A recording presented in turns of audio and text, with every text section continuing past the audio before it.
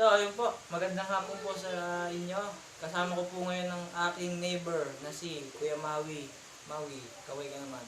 Magandang hapon. So, ayun po. Nandito po tayo para siya'y interviewin sa aking mga katanungan tungkol sa same-sex marriage.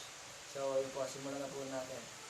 Sangayon ka ba, Kuya Maui, sa same-sex marriage? Ako, sang-ayon naman ako sa same-sex marriage kasi syempre may sarili-sarili naman tayong paniniwala. Tsaka, may respeto na lang ba sa kanila. Hmm. So, yun, ang pangalawa nating katanungan, sa iyong palagay, ano ang mga pangunahing benepisyo at hamon na kinakaharap nila?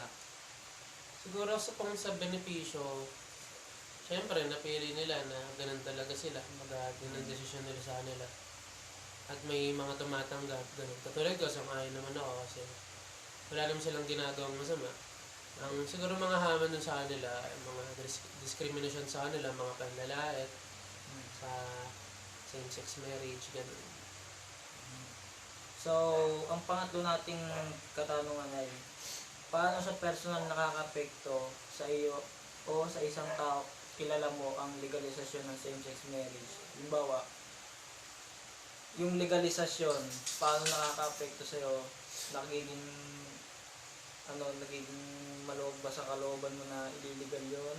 O ano sa tingin mo yung magiging reaksyon ng mga taong nagmamahalan ng parehas na kasarian ang pagpapaligal ng Siguro naman matutuwa sila syempre.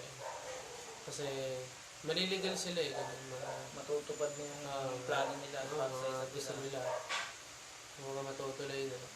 Tsaka hindi na nila kailangan isipin pa kung anong sabihin ng tao sa kanila kasi legal naman na.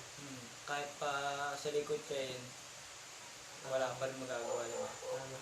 Pang-apat ay, maaari ka bang magbahagi ng anumang personal na kwento o karanasan na may impluwensya ng iniisip na same-sex marriage? Kumbaga, may may pangyayari ka ba na halimbawa sinusuportahan mo siya, tapos ano yung nagiging epekto nun kapag sinusuportahan mo? May mga tao bang sa'yo, nagdi-discriminate, kumbaga nadadamay ka dahil ganun yung pagsuporta mo sa LGBT, ganun? Wala naman. Wala naman. Ngayon marami akong kaibigan na sinusuportahan sa same-sex. Kasi may kaibigan akong bading na gusto rin ng lalaki. Pero wala pa naman na Walang magme-marriage na. nantitip sa'yo ganun?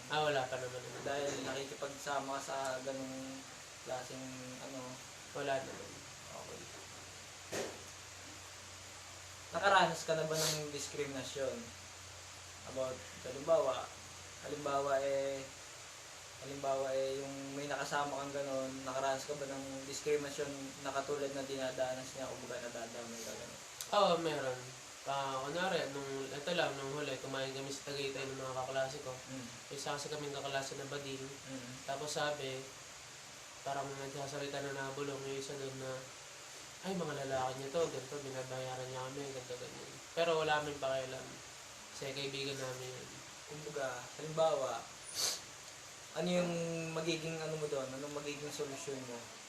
Para, halimbawa, pag naulit pa yon, tapos parang sumusobra na gano'n, ano yung magiging solusyon mo?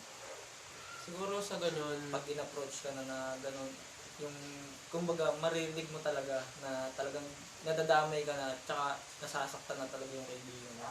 siguro kung ganun, hindi ko naman muna siguro idadaan sa pisikalan. Pero kakausapin ko siya naman din na respeto naman kasi may nararamdaman din yung tao. Tsaka hindi lang yung nararamdaman niya yung nababalidate.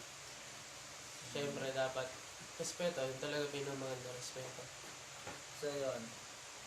Ano yung panghuli nating katanungan, ano yung iyong mga personal na paniniwala sa loobin sa same-sex marriage at paano sila uunlad sa paglipas ng panahon? Kumbaga, ano yung mga paniniwala mo na in the future mangyayari sa same-sex marriage? Ano yung sa loobin mo about doon? In the future, marami pa rin kasing nag-dis na mga tol, simbahan, mga paray. Pero